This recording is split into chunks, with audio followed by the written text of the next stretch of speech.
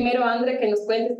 ¿Han ido a tu estudio personas con discapacidad cognitiva, sobre todo? Sí, realmente he tenido la oportunidad de trabajar en varias ocasiones. Bueno, yo voy en libre ejercicio aproximadamente 9 años y justamente como manifiestas antes de trabajar en instituciones públicas que han ido de la mano con lo que yo hago. Y en todas las áreas yo he tenido la oportunidad de trabajar con gente con discapacidad cognitiva, con discapacidad física y justamente de darme cuenta de muchas cosas buenas y malas en relación a tratar con estas personas. Yo me titulo de abogada en la Universidad Central. A mí jamás en ninguna de las materias me enseñaron y me dijeron cómo tenía que tratar cuando tenía se presentaban ese tipo de circunstancias, pero estaba de moda en ese tiempo una película donde los clientes eran personas con discapacidad. Era un señor que buscaba a una abogada para que el Estado no le quite la responsabilidad legal que tenía con su hija. A mí personalmente nadie me dijo y no está establecido en ningún protocolo cómo tenemos que tratar con respeto, obviamente, siendo empáticos, sí, pero ¿qué pasa y qué es lo que queremos saber? ¿Cómo es que se trata y cómo deberíamos absolutamente todos los abogados, independientemente del área en el que nos encontremos ejerciendo, saber qué hacer, cómo hacer y sobre todo resguardar ese valor jurídico indeterminable que va más allá de que quieran firmar una escritura por A o B razón? A ver, dicen que el sentido común es el menos común de los sentidos y lamentablemente es verdad. Lamentablemente el tratar con respeto a una persona como sin discapacidad es algo básico y lamentablemente vivimos en un mundo y en una ciudad que vive de apuro. Entonces, justamente, lamentablemente, las personas, los abogados, los notarios, los jueces, confunden lo que es la incapacidad con la discapacidad. Confunden el hecho de que una persona con discapacidad tiene limitaciones de cierto tipo y tiene un poco más de tiempo, le lleva un poco más de tiempo entender ciertas cosas. No es que no las entiende, no es que no comprende lo que le está diciendo. Lo que tienes que hacer, y como tú dices, es algo que no te enseñan en la universidad, y muchas veces si lo aprendes en la práctica es porque tú quisiste aprender, no porque nadie te enseñó, a menos que te haya tocado un jefe humano, un jefe bueno que te diga, a ver, ratito, bríndale a esta persona no solo el respeto que se merece como persona, sino con un poco más de empatía, que es lo que lamentablemente nos falta, y explícale en el tiempo que a la persona le tome esto. Justamente yo tuve la oportunidad en alguna ocasión de hablar con algún colega que me decía que tú eres muy latosa. O sea, no, si el Señor no me entiende, me está pagando una cosa. Yo le voy a explicar el tiempo que sea necesario hasta que a él le quede claro lo que tiene que hacer o lo que no debe hacer. Me decía, sí, pero es que aquí cobramos por minuto, por poco. O sea, bien por ti. Yo no busco en este caso el tema económico. Yo busco que la persona sepa y se vaya completamente consciente de lo que está preguntando y de que sea consciente de la respuesta que yo le doy y de que entienda lo que yo le estoy diciendo. Voy a poner un ejemplo no jurídico. Tú vas al médico.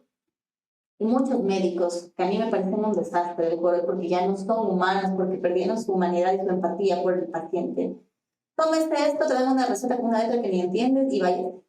Yo he tenido la oportunidad de toparme con buenos médicos que te explican a ti que no entiendes qué tienes, qué te pasa, por qué te duele, el porqué de tu condición. Y eso yo creo que nosotros los abogados de libre ejercicio tenemos que transformarlo a nuestra área. Y sobre todo porque es un tema social. ¿Qué tiene? Explicar qué pasa con su casa, con sus hijos, con sus bienes, con su herencia, para que la persona tenga claro, porque insisto, es discapacitado, tiene unas pocas limitaciones en cierto sentido, pero no es que no te entienda. Y ella no va a buscar un perjuicio ni para sí misma ni para sus familiares. Bueno, y partiendo del hecho que aquí en el Ecuador la discapacidad es una cosa y la capacidad legal es otra cosa. El rol del abogado responde entonces a una asesoría integral para que se comprenda cuál es la consecuencia que puede conllevar generar cualquier acto jurídico. Exactamente, más que el acto en sí, la consecuencia que eso trae. Las personas que a 5 años va a pasar esto. Ajá, las personas que te han visitado, ¿van solas o acompañadas? La mayoría de veces van acompañadas. Y partiendo del hecho que se calle o ya te repitieron esto, es el respeto que se tiene que generar desde la familia y que nosotros como abogados tenemos que tratar con quién es nuestro cliente. Y nuestro cliente es la persona que tiene discapacidad sin ningún tipo de limitación legal y empezando a revisar qué es lo que nos dice la norma para aclararle a su entorno más cercano cuáles son las consecuencias. Claro, toma en cuenta justo lo que tú acabas de manifestar, que la discriminación muchas veces viene desde la casa. La impaciencia, el apuro, viene desde la casa. Como te comentaba, yo he tratado con algunas personas, muchas de la tercera edad, muchas con discapacidad cognitiva justamente, y tú te desesperas por los familiares muchas veces, porque tú le estás explicando y la persona tiene dudas, y por eso te está consultando, ¿no? Si es que la persona sabe de derecho, ¿para qué te busca? Justamente porque no conozco, busco un profesional que me explique. Tú le estás explicando y te dice, a ver, doctorita, pero esto no lo entendí, me lo repite. Y muchas veces te pasa que el hijo te dice, ay mamá, ay papá, ya le explicó, pues qué parte no entiende, mamá, qué parte no entiende, papá. Y es como que, a ver, insisto un momento, el señor está pagando la consulta, y aunque la pague usted, el señor me quiere consultar, yo necesito que me entienda. Pero lamentablemente muchas veces esos apuros también vienen de la mano con abusos. No quiero que entienda mucho, porque no le conviene entender todo lo que conlleva donarme su casa. ¿Sí? O hacer cualquier tipo de transferencia, cualquier acto jurídico. Sí, o sea, no entiende que si es que se reserva el usufructo, yo no lo puedo sacar. Pero si no se reserva el usufructo, yo le puedo decir, papito, muchas gracias, pero nos vamos a decir. ¿Sí? O simplemente te dejo sin nada. Y pelear esto cuando ya se dio es muy difícil. Por eso es importante que la persona entienda. Porque tenemos que tratarnos ya en un tema contencioso, ya en un tema de litigio que realmente es costos, es tiempo, es de energía y sobre todo el detrimento emocional que le genera a la persona con discapacidad que realmente tiene que enfrentarse a un mundo completamente burocrático porque judicialmente no se tutela de ninguna manera a este grupo vulnerable que debería tener mayor agilidad en todos los procesos. Y no con esto voy a decir que rompamos el principio de igualdad ante la ley de absolutamente todas las personas. Pero sí creo que entraríamos en un debate que no nos corresponde el día de hoy, pero no todos tenemos las mismas oportunidades. Exactamente. Y este grupo de personas, y es ahora sí ya entrando en contexto, en lo que nos interesa antes, ¿qué pasa con las personas con discapacidad? Yo ahora tengo, mi hija tiene 10 años. Puede que me ocurra, que Dios no quiera, cualquier cosa mañana, en un mes o en un año, pero ¿qué pasa con mi patrimonio? Porque mi heredera legítima es mi única hija, que es la Simone, ahora menor de edad. Pero este miedo, creo yo, para todos los que tenemos hijos y personas con discapacidad a nuestro alrededor, va aumentando porque tenemos una diferencia de edad que no podemos negar. Y si es que la vida siguiera su ciclo, el que le corresponde, resulta entonces que yo me voy a morir primero. Y yo estoy luchando y le pongo a la Simone los 1000 cursos y las 1000 terapias y todo para que sea independiente. Pero ¿qué pasa con esa independencia cuando ella sea mayor de edad? Con el estigma con el que tiene que luchar con todo el mundo. ¿Y qué recomendaríamos como abogados? Desde tu experticia, desde los temas vivenciales que estamos contando hoy, ¿qué pasa con la persona con discapacidad mayor de edad que quiere generar cualquier tipo de acto jurídico? ¿Qué es lo que ocurre hoy? ¿Qué es lo que buscamos a futuro? ¿Y cuál debería ser el rol correcto que tenemos que asumir los abogados? Aquí hay dos puntos súper importantes. Y es en esto y en absolutamente todos los parámetros legales que tomamos día a día. Aquí hay dos cosas, la ley como tal y la práctica de la misma. ¿Sí? La ley son un montón de letras, un montón de normas que pusieron ahí para que nos rijan, y la otra es cómo aplicar. ¿Sí? Justamente han habido variaciones en la ley de discapacidad, en el reglamento de la ley de discapacidad. Hay un decreto ejecutivo, justamente el 435, que indica que las personas con discapacidad pueden hacer solas sus actos y contratos. Pero hasta que vas a notar. Eso te iba a decir, la ejecución es el problema. Porque vas a una notaría y te ven el carnet y te dicen no, tiene que traer un curador. Y para traer un curador tienes que ser declarado interdicto. Y ser interdicto ya no es ser discapacitado, sino ser incapaz. Exacto. Ahora hay una confusión de términos. Eso significa entonces que para todas las personas que están alrededores, nuevamente, desgaste de tiempo, energía y dinero. ¿Por qué? Porque si vamos y queremos hacer una transferencia de dominio, ¿qué limitación crees tú que en la notaría, qué limitación legal crees tú que existe para que un notario te diga que no? A ver, el tema es también el acto que vas a realizar. ¿Por qué? Porque cuando tú vas a adquirir, como hay un beneficio a favor tuyo, el notario es menos radical. El notario te dice, ok, perfecto, cédula, algunos simplemente ven tu condición y no aceptan tu firma, o piden que vayas con testigos, o piden que vayas con tu representante legal, o piden que vayas con... Pero si eres mayor de edad, ¿por qué representante legal? Exactamente. Entonces, hay notarios que simplemente se cierran con el afán de protegerse de cualquier perjuicio futuro. Procedimiento sancionado por una posible destitución. Exactamente. Y y más que una destitución, una posible denuncia, una posible demanda de que a futuro venga un familiar y diga, no, es que mi papá o mi tío o mi hija o mi hijo no estaba en sus capacidades. Y esto implica peritajes, pruebas neurológicas y demás gastos, tiempo y todo lo que le conlleva al notario defenderse. Entonces la mayoría se curan en salud, pero no se dan cuenta que al curarse en salud lo que hacen es discriminar e irse contra la ley que en teoría están protegiendo.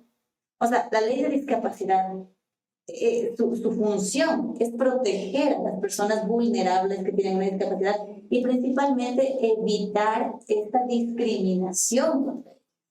Y en el momento en que tú no le receptas una firma, en el momento en que tú no le permites la continuidad del trámite, ¿cuándo estás discriminando?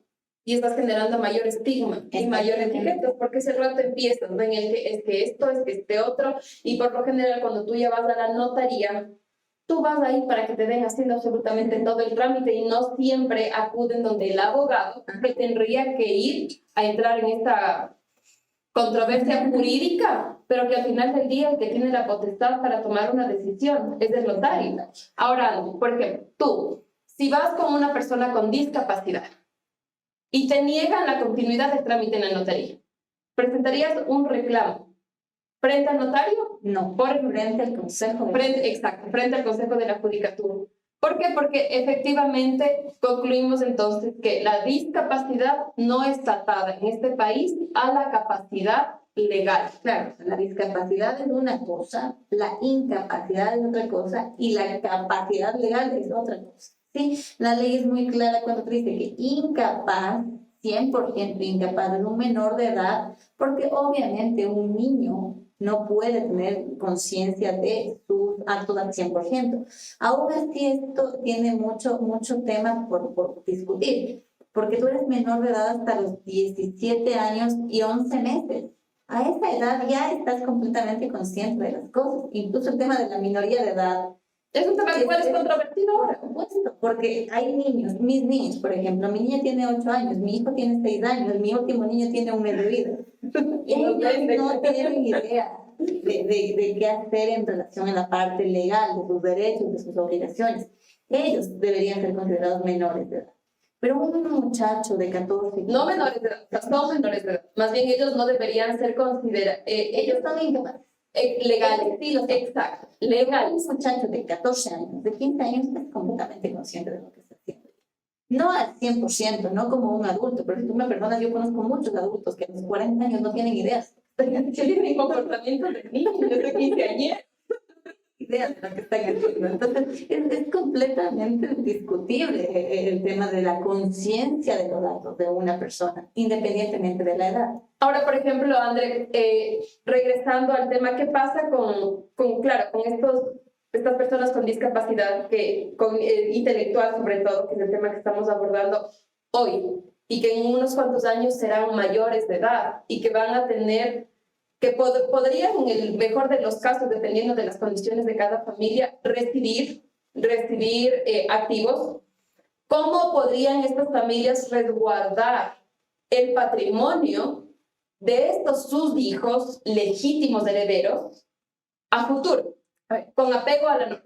Lamentablemente, ¿cuál es el tema? Lo que yo te decía, la ley está escrita.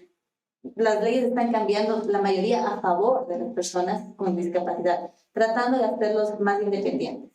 El tema es la ejecución, y para la ejecución nosotros como abogados patrocinadores deberíamos tratar de cero, obviamente, y con todas las dificultades que se va a conllevar, de educar a las personas.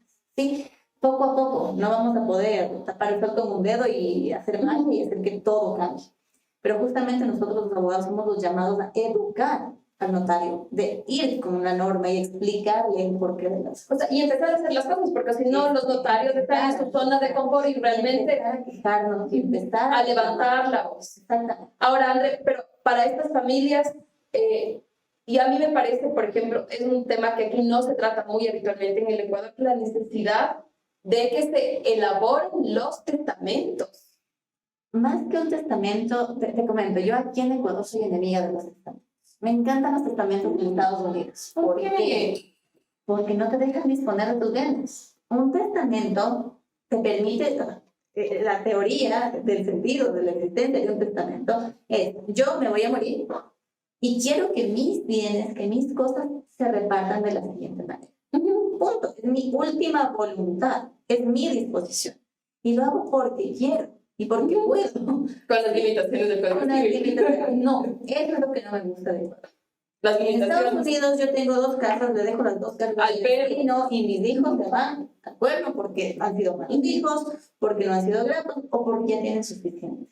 ¿Sí? O por lo que sea. Aquí no, aquí te limitan. Aquí te dice que la mitad de todo es para tus legitimados. Buenos, malos, agradecidos, ingratos, malos hijos, buenos hijos, etc. ¿Por qué?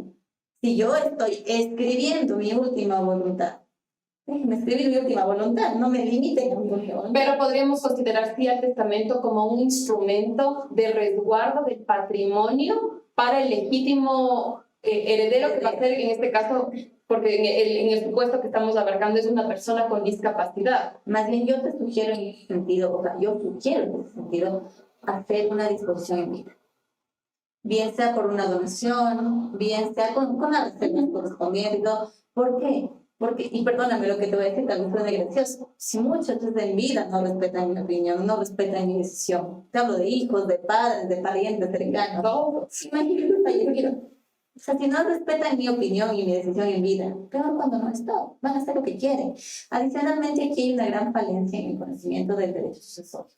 Muchos abogados lo interpretan como quieren, muchos abogados lo interpretan muy mal. Y cuando llegan esos testamentos, es como que, ¿y ahora qué hago? ¿Y ahora cómo entiendo esto? ¿Sí?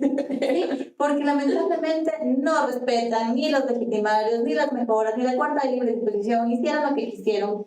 Y eso en vez de darle una protección al sucesor, al heredero, le dejan un problemón. Tengo un caso, no tuve, sigue conmigo este caso, donde justamente hay 2 personas vulnerables, 2 personas de la tercera edad, que cuidaron a su hermano mayor de un cáncer terminal brutal, los últimos 5 años de vida del señor. Tenía cáncer de páncreas, le había hecho metástasis, bueno, fue un caso muy duro, ¿no? Una enfermedad de este tipo conlleva mucho tiempo, mucha paciencia, mucho amor, mucho respeto para cuidar a la persona enferma. Este señor tiene un hijo en Italia, hijo que no se manifestó jamás. Desde que era niño y nunca fueron cercanos porque él se fue a Italia a vivir con su madre mucho tiempo. Hablaban una vez al año para desearse feliz Navidad. Eso con suerte. Las 2 hermanas menores de este señor, hablo de menores con 2 o 3 años, la señora supera los 65 años, cuidaron de su hermano, dejando de trabajar, dejando de lado su vida y aferrándose a cuidar a su hermano y tratar de hacerle la vida lo más digna posible. Al final el señor falleció un 31 de diciembre. Yeah. La peor fecha en la que alguien puede morir. Todo está cerrado, los hospitales están de fiesta, las morgues están de fiesta, todo el mundo está en otro patín. Y la señora tuvo que quedarse con el cuerpo en casa 2 días. Así de ser. Hasta hacer los trámites y hasta que alguien le haga caso, lo cual pasó el 2 de enero. ¿Sí? Entonces fue para la señora, principalmente la mayor, aunque las 2 siempre estuvieron a cargo, la enfermedad, los gastos, un golpe emocional terrible. Las señoras hicieron un testamento con un muy mal abogado. Y lamentablemente el señor hizo tontería y media en ese testamento. En ese testamento no dice nada. Lo gracioso es que el registro de la propiedad se niega a inscribir ese testamento, no porque está muy mal hecho, sino porque se olvidaron de en el testamento poner una orden que tienen ahora los notarios, dirección, teléfono y correo electrónico del compareciente. Por eso lo inscribieron. Por eso lo inscribieron el testamento por él. Viene el hijo de Italia el 2 de enero. O sea, no dejó que el papá se enfríe y hace su posesión efectiva. Inscribe su posesión efectiva. Y el mismo día solicita una copia del testamento. Como no está inscrito en el registro de la propiedad, el tipo va y vende en $16,000 el edificio que dejó el papá, como único legítimo. Y les pierde la cara. Faltamos nosotras, las viles abogadas, que hasta ahora no permitimos que saquen a las señoras. Pero hasta ahora tenemos traba tras traba tras traba, porque el registro nunca decidió inscribir el testamento. Se habló con todos los funcionarios explicándoles que eso no era un impedimento legal y que no había cómo corregir porque el testador ya se murió. No se inscribió el testamento, nos dieron una negativa que estamos ahorita peleando por recibir, para que un juez ordene y disponga. Pero ¿y el procedimiento administrativo frente a la DINARDAP? No nos aceptaron porque el testamento no estaba inscrito. Pero hubo una negativa, y la negativa fue por esta generalidad. O sea, es un tema absurdo, completamente ridículo. Fuimos a presentar un pacto colusorio. Este tipo sabía de la existencia del testamento, hizo lo que quiso, vendió a una familiar a $16,000 un edificio entero y nos negaron el pacto. ¿Adivina por qué? Porque el testamento no está escrito. Y hasta ahora estamos en lo civil, en lo administrativo, en todas partes. Hicimos que sancionen a la institución. Y nos negaron en el consejo porque lamentablemente no está inscrito el testamento. O sea, es absurdo. Por todos los lados nos hemos ido y hasta ahora seguimos luchando.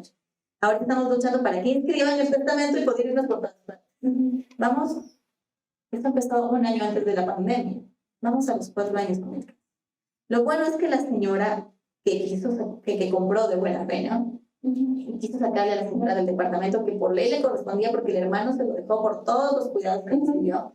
No la puede sacar porque tampoco tiene un argumento legal para hacerlo. Quiso sacarla por inquilinato y nosotros no corramos que ella no es inquilina, que es de hermana, que es de heredera. Y la respuesta de siempre es, pero el testamento no es así. Entonces, lamentablemente, como te decía, aquí hay que primero educar a funcionarios, hay que educar a las instituciones, hay que educar a los abogados para que hagan bien las cosas. No es este único caso del testamento que te cuento. He tenido 1,000,000 de casos donde el testamento está tan mal hecho que no dice nada. Y en vez de dejar una protección. Sin embargo, la asesoría oportuna y de calidad es algo que tiene que llevarse paralelamente a las acciones legales que tienen que realizarse.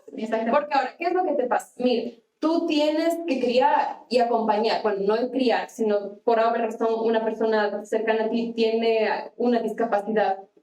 Tú acompañas, pero esta consecuencia de este tránsito que tú haces por cuidado, por amor, por entrega, por responsabilidad, no tienes tiempo ni energía porque aparte de que eres mamá, papá, terminas siendo también hija, hermana, amiga, chofer, médico y tienes que seguir trabajando. Pero si es que no empezamos a reclamar y a levantar la voz para que las diferentes instituciones del Estado establezcan políticas proteccionistas para estos grupos vulnerables, realmente no ha pasado nada. Y no va a pasar si es que no se hace.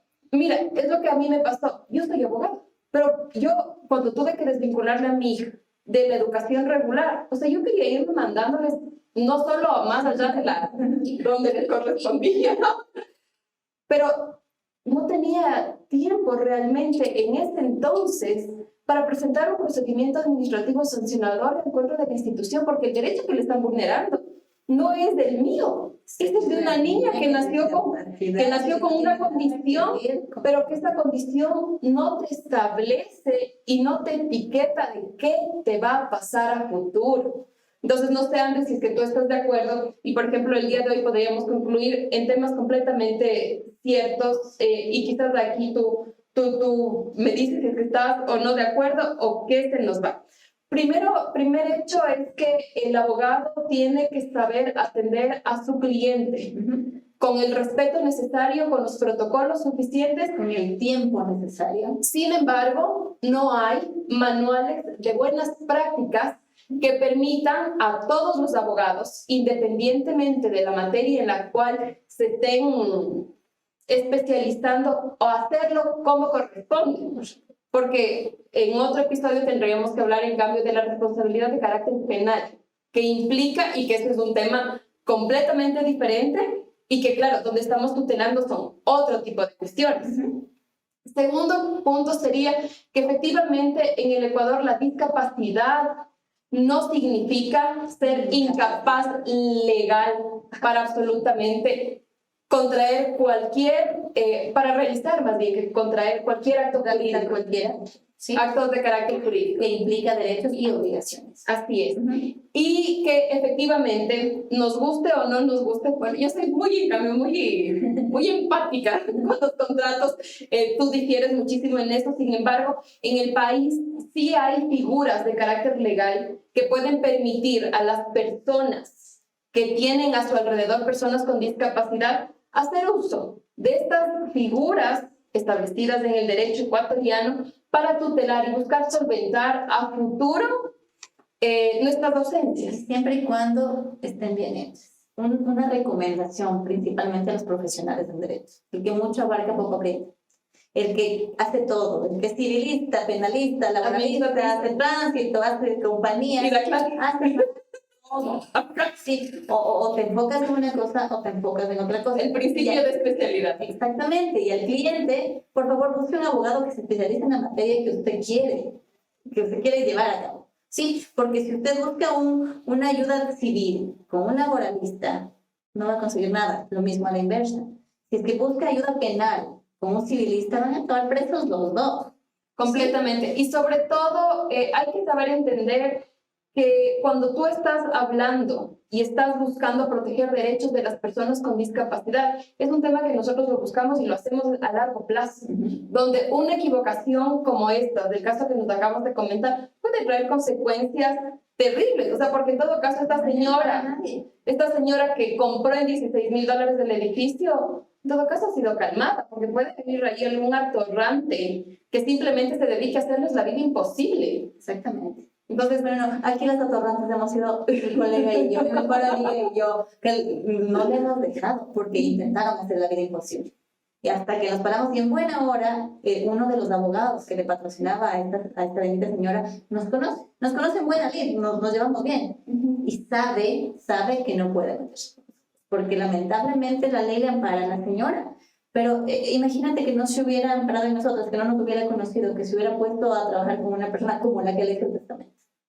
Así está afuera, porque en acá está simplemente hay gente que en el decurso, cuando estamos impulsando las causas, y a todos creo nos ha pasado, simplemente dejan. O sea, les quita mucha energía, mucho tiempo y empiezan a deshacerse de los trámites. Es un caso que no tiene rédito para nosotros. Primero, nosotros entendemos que la situación económica de la señora, el estado emocional, la edad que tiene la señora, todo lo que conlleva la muerte del hermano y lo que está viviendo. Nosotros prácticamente hemos cogido el caso de manera social. ¿Sí? Es mucho esfuerzo, es mucho trabajo, es mucho tiempo. Y aunque tú cobres un buen honorario, por eso no representa. Ahí es donde entra nuestra vocación. Ahí es donde entra la ayuda a la persona. Lamentablemente, estas personas que no pueden pagar un buen abogado o que no tienen la suerte de encontrarse con alguien que te ayude con costos económicos, van a los centros gratuitos. Y lamentablemente ese es otro problema. Que las personas que están ahí, o sea, no creo al cliente como un número más. Y tampoco, el 140. Y tampoco es correcto aprender cuando generas desmedro dañando a otros.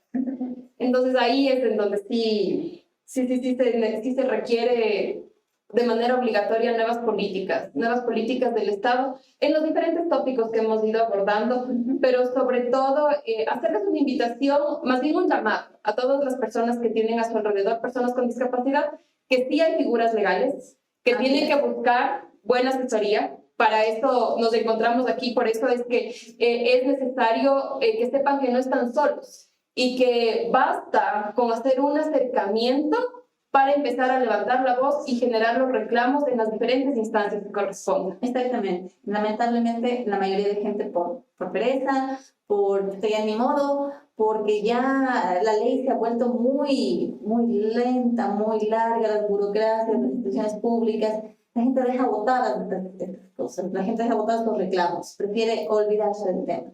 Mientras nadie se queje, no va a pasar nada, no van a haber cambios. Pero bueno, para eso estamos, Sí. Para levantar la voz y para aquí seguir conversando. Más bien, André, yo creo que esto sería una invitación para seguir reuniéndonos en este tipo de espacios, escuchar los comentarios y ver qué tipo de dudas podemos ir solventando. Yo creo que podríamos abordar en el futuro una conversación, como te había dicho, con un notario y para discutir de las limitaciones de la tramitación que habría y cómo el usufructo en aquellas personas que tienen bienes inmuebles podría ser utilizada esta figura como una protección para a futuro en caso de que las personas que estamos a cargo de nuestros hijos o de cualquier otro tipo de familiar tengan la calma necesaria de que todo va a estar bien en el futuro. Exactamente. Sí, mi Lore, no, estoy a la orden. Cualquier duda, cualquier consulta, cualquier invitación es completamente bien recibida. Y más bien, como te digo, te agradezco. Uno, por la invitación y dos, también por el espacio, porque es importante crear conciencia de estos temas que no se topan en una conversación habitual y que la gente omite. Que es necesario que se hable. Exactamente. Y que se hablen y cuando les vayas a contar a los papás en el almuerzo. Gracias. Muchísimas gracias.